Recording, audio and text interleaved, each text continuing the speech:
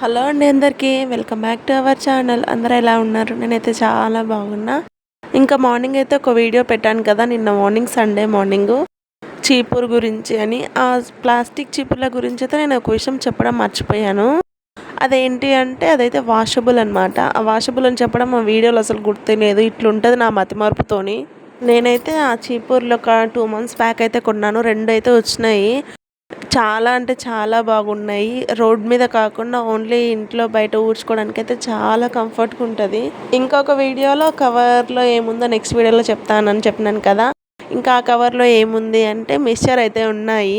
ఇంకా 2 వీడియోస్ గురించి క్లారిటీగా అయితే ఈ వీడియోలో అయితే చెప్పేసాను.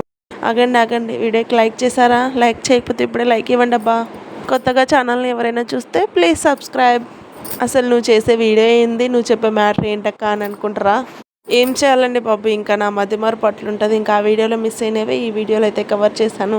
ఇంకా వీడియో విషయానికి వస్తే బెండకాయ మసాలా గ్రేవీ నా స్టైల్లో నేను ఎలా చేస్తున్నానో మీకైతే చూపిస్తున్నా, చాలా సింపుల్గా. నిజంగా టేస్ట్ అయితే చాలా అంటే చాలా బాగుంది. ఇంకా ఫస్ట్ అయితే బెండకాయలు అయితే కొంచెం పొడవుగా నార్మల్ ఫ్రైకి కోసుకునేలా కాకుండా కొంచెం పొడుగు అయితే కట్ చేసి పెట్టుకోవాలి. ఇంకా వాటిని అయితే ముందు ఆయిల్ అయితే ఫ్రై చేస్తున్నా.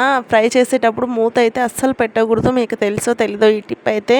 బెండకాయ చేసేటప్పుడు మూత పెడితే ఇంకా అదైతే జిగురు అనేది ఇంకా ఎక్కువ అయిపోతుంది. అస్సలు జిగురు అయితే వెళ్ళదన్నమాట. ఎంతసేపు ఉన్నా ఇంకా మనం మూత పెట్టకుండానే ఫ్రై చేయాలి. ఇంకా అవి ఫ్రై అయ్యేలోపు నేనైతే ఇంకా తర్వాతకైతే టమాటా ఉల్లిగడ్డ అయితే కట్ చేసి పెట్టుకున్నాను. ఇంకా అట్లాగే గ్రేవీకి కూడా టమాటా ఉల్లిగడ్డ అయితే పెద్ద పెద్దగా అయితే కట్ చేసి పెట్టుకున్నా.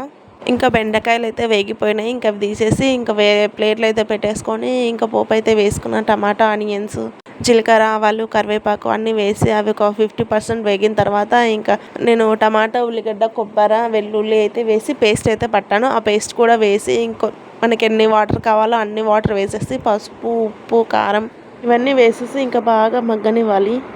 వాటర్ అయితే మీరు అడ్జస్ట్ చేసుకొని ఎన్ని కావాలంటే అన్ని పోసేసుకోవచ్చు. ఎంత గ్రేవీ కావాలంటే అంత గ్రేవీకి సరిపడా. సరిగ్గా వీడియోకి వాయిస్ ఓవర్ ఇచ్చే టైంలో ఎక్కడి వరకు అయితే స్టాప్ చేశానో అక్కడ నుంచి ఇంకా మా వారు అయితే కాల్ చేశారు. ఇంకా నాకు ఏం చెప్పాలో కూడా ఇప్పుడు అర్థమైతలేదు. ఏం చెప్పాలి ఇప్పుడు గుర్తొచ్చింది. ఇంకా గ్రేవీ అయితే ఒక 50% అయితే బాగా మగ్గిన తర్వాత ఇంకా మనం ఆల్రెడీ వేయించి పెట్టుకున్నాం కదా, బెండకాయలు కూడా వేసేసి ఇంకా ధనియా, గరం మసాలా అయితే వేసాను. 50% కూడా ఇక్కడ కుక్ చేసుకోవాలి. ఎక్కువ టైం పట్టదులేండి. సిమ్లో ఒక 5 to 10 minutesలో అయితే ఉడికిపోతుంది. నీట్గా ఆయిల్ పైకి వచ్చే వరకు పెట్టుకుంటే సరిపోతుంది.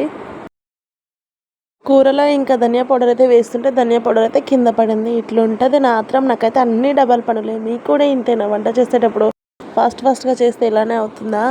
ఇంకా ఇక్కడైతే టేస్ట్ చూస్తున్నాను, ఉప్పు సరిపోయిందా లేదా, కారం సరిపోయిందా లేదా అని. ఉప్పు కారం సరిపోతే ఇంకా 5 minutes అయితే మగ్గిచ్చేసుకొని ఆఫ్ చేసుకుంటే సరిపోతుంది. ఇంకా టేస్ట్ అయితే చాలా అంటే చాలా బాగుంది. అయితే కొంచెం పుల్లగా అనిపించింది. టమాటాలు ఎక్కువ వేసినానేమో, అందుకు కొంచెం పుల్లగా ఉంది. కానీ బాగుంది టేస్ట్ అయితే.